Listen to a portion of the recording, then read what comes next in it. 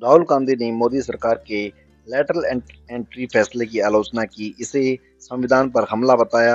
उन्होंने आरोप लगाया कि यह एससी, एसटी और ओबीसी वर्गों का आरक्षण छीनता है। बीजेपी ने पलटवार करते हुए इसे यूपीए सरकार की पहल का और प्रशासनिक सुधारों का हिस्सा बताया।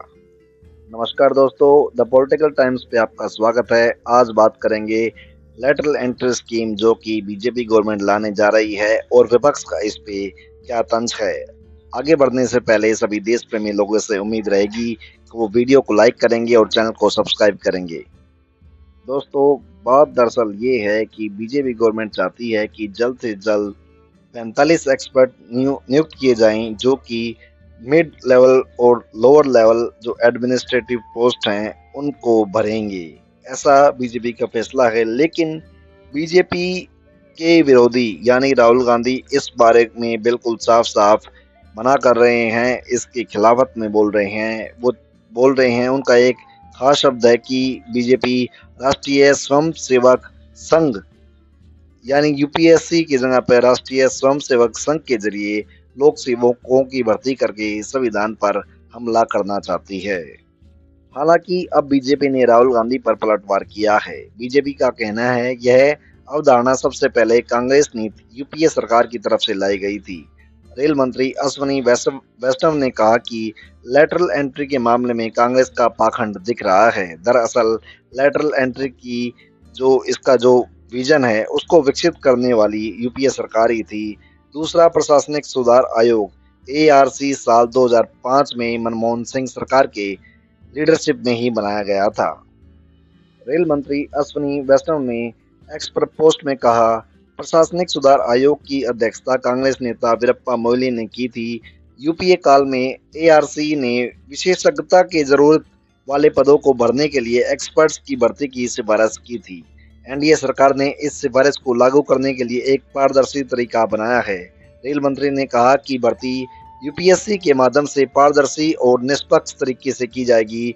इस सुधार से शासन में और सुधार आएगा। मीडिया रिपोर्ट्स के अनुसार एआरसी ने पाया कि कुछ सरकारी पदों के लिए विशेष ज्ञान की जरूरत होती है जो हमेशा पारंपरिक सिविल सेवाओं में उपलब्ध नहीं होता है। इससे इन खाली जगहों को भरने के लिए प्राइवेट सेक्टर, शिक्षा जगत और सार्वजनिक क्षेत्रों के उपक्रमों से प्रोफेशनल्स की भर्ती की सिफारिश की थी। एआरसी ने ऐसे पेशेवरों का यानी प्रोफेशनल्स का एक टैलेंट पूल बनाने का प्रस्ताव दिया जिन्हें कम समय के लिए या कॉन्ट्रैक्ट के आधार पर सरकार में शामिल किया जा सकता है। इसमें अर्थशास्त्र, फाइनेंस, टेक्नोलॉजी, पब्लिक सेक्टर जैसे क्षेत्रों में एक नए नजरिए और अत्याधुनिक विशेषज्ञता आ सकती है, यानी जो प्रोफेशनलिज्म है वो बढ़ेगा। एआरसी ने यह भी जोर दिया कि लेटरल एंट्री वाले लोगों को मौजूदा सिविल सेवाओं में इस तरह से शामिल किया जाना चाहिए कि सिविल सेवा की अखंडता और मूल्य को बनाए रखते हुए उन्हें विशेष कौशल का लाभ उठाया जा सके। लेटरल एंट्री स्कीम की औपचारिक रूप से नरेंद्र मोदी सरकार की कार्यकाल के दौरान पेश किया गया था। ये कदम देश के प्रशासनिक मशीनरी की दक्षता और जवाबदेही को बढ़ाने के लिए अपने क्षेत्र में एक्सपर्ट्स की आवश्यकता से प्रेरित थी। 2018 में मोदी सरकार ने संयुक्त सचिवों और निदेशकों जैसे वरिष्ठ पदों के लिए रिक्तियों की घोषणा करके एक महत्वपूर्ण कदम उठाया था।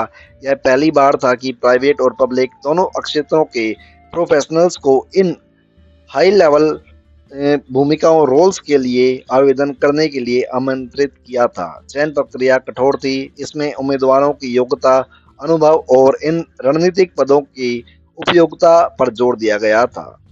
दोस्तों, यहाँ ये बात तो साफ हो जा रही है कि कहीं ना कहीं जो हमारा एडमिनिस्ट्रेटिव जो ढांचा है, मान लीजिए अगर हम बात करें कि जल विभाग की, तो जो उसका सचिव होगा वो कोई आईएएस अधिकारी होगा।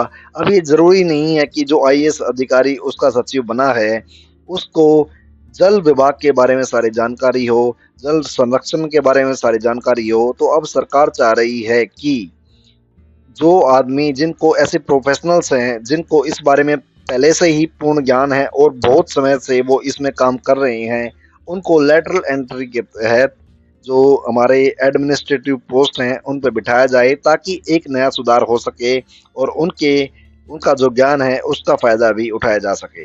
दोस्तों, आपका इस बारे में क्या विचार है, कमेंट में जरूर बताइए। हालांकि मोदी गवर्नमेंट का ये फैसला है, लेकिन ज़रूरी नहीं है कि ये फैसला धरातल पर काम करेगा, क्योंकि विपक्ष बिल्कुल इसके खिलाफ है और हमलावर भी है। ओके दोस्तों, ये थी अब तक की अपडेट।